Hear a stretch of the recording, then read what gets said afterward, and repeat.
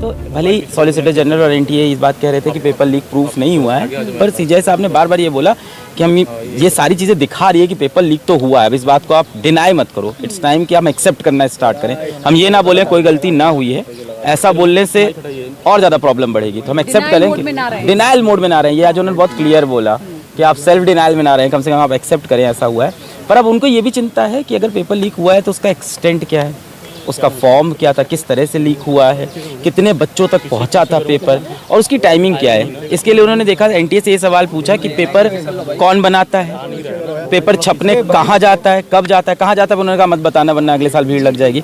कब जाता है, वहाँ से वापस क्या दिल्ली आता है, फिर वहाँ से वो कैसे स्टेट ट्रैवल करता है, कैसे बैंक में जाता है, कैसे सेंटर, यानी चेन ऑफ कस्टडी जो है पूरे पेपर की वो जानना चाहते हैं, ताकि उससे वो डिटरमाइन कर सके कि क्या वहाँ पे कहीं ब्रीच हुआ है, क्या कोई सिस्टमैटिक फेलियर है, जिसकी बातें काफ़ी देर आज कोर्ट में हुई कि सिस्टमैटिक फेलियर है इस प्रोसेस के अंदर। तो इसके बारे में सीजीआई साहब जानना चाहते हैं कि कोई सिस्टमैटिक फेलियर हुआ है इसके अंदर। एक और बड़ा अच्छा क्वेश्चन उन्होंने पूछा जो आउट ऑफ द बॉक्स हो गया हम सब के लिए, इन्होंने एनटीए के लिए भी और पिटिशनर्स के लिए भी, कि ये बताइए बाहर कहाँ कहाँ एग्ज़ाम होते हैं इंडिया के बाहर, और वहाँ पेपर क्या डिजिटली जाता है या वहाँ हार्ड कॉपीज़ जाती है। और डिजिटली जाता है तो हम अब ऐसा कर सकते हैं कि भारत में टेक्नोलॉजी बहुत स्ट्रॉन्ग है हमारी, हम साइबर सिक्योरिटी लगा के पता करें कि कहीं ऐसा तो नहीं कहीं डिजिटल फॉर्मेट से पेपर लीक हुआ हो। पेपर लीक की टाइमिंग के अराउंड बहुत ज़्यादा उन्होंने कंसर्न दिखाया है कि पेपर लीक कब हुआ, एक रात पहले हुआ है या पेपर से कुछ घंटों पहले हुआ है। उन्होंने कहा अगर 2-4 बच्चों को गया है तो फिर तो हम ऐसा एक्शन नहीं लेंगे कि रीनीट करा दें। हम उन बच्चों का से ये मामला चल रहा है, अभी इसके ऊपर वो वर्डिक्ट पूरी तरह से नहीं आया है, पूरी तरह से जांच चले, क्योंकि कुछ बच्चों के जैसे पेपर लीक हुआ था तो कुछ बच्चों तक पेपर लीक हुआ या फिर बहुत सारे बच्चों में ये स्प्रेड हुआ, इन सबको रेड फ्लैग करके फिर उसके बाद रीनीट जैसे ही चीज़ें की जाए, क्योंकि रीनीट होता है तो फिर 23 लाख बच्चों में को भी दिक्कतें होंगी और नहीं होता है तो भी दिक्कतें होंगी।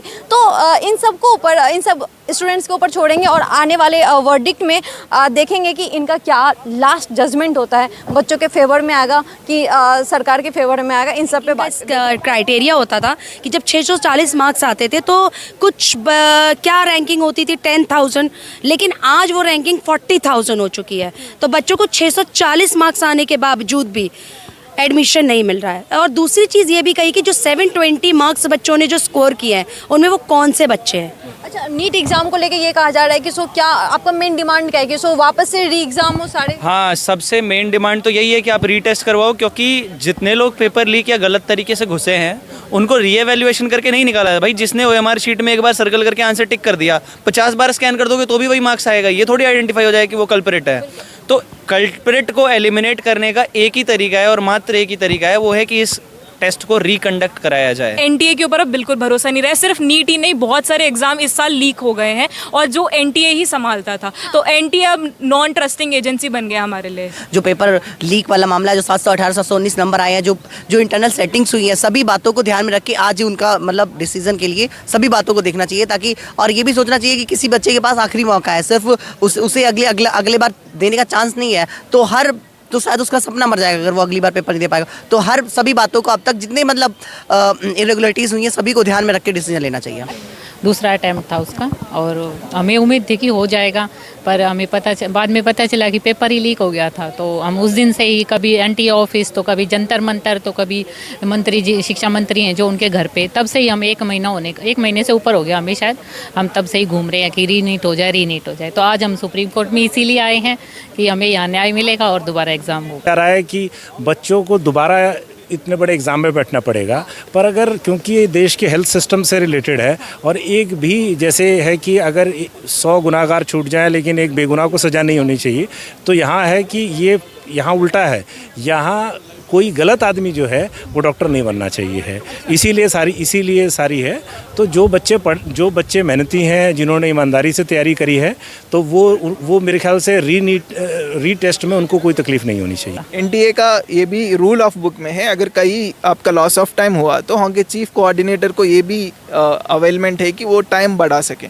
तो आप लॉस ऑफ टाइम हुआ तो टाइम भी बढ़ा सकते थे, क्यों आप ग्रेस मार्क्स देके उनको पास करना चाह रहे थे। ओवरऑल जो भी चीज़ें चल रहे हैं, जैसा यूजीसी नेट का एग्ज़ाम कैंसिल हो गया था और सीजीपीडीडीएम जो एग्ज़ाम गवर्नमेंट सरकार का एग्ज़ाम था उसी में 2-3 बार मेंस करवाना और इंटरव्यू एक होटल में लेना, और तीसरी चीज़ जो सीएसआईआर को एक दिन पहले पोस्टपोन करना, और नीट 2021 में भी पेपर लीक का मामला है। मतलब सारे चीज़ें कहीं ना कहीं एनटीए कैपेबिलिटी का क्वेश्चन सवाल है।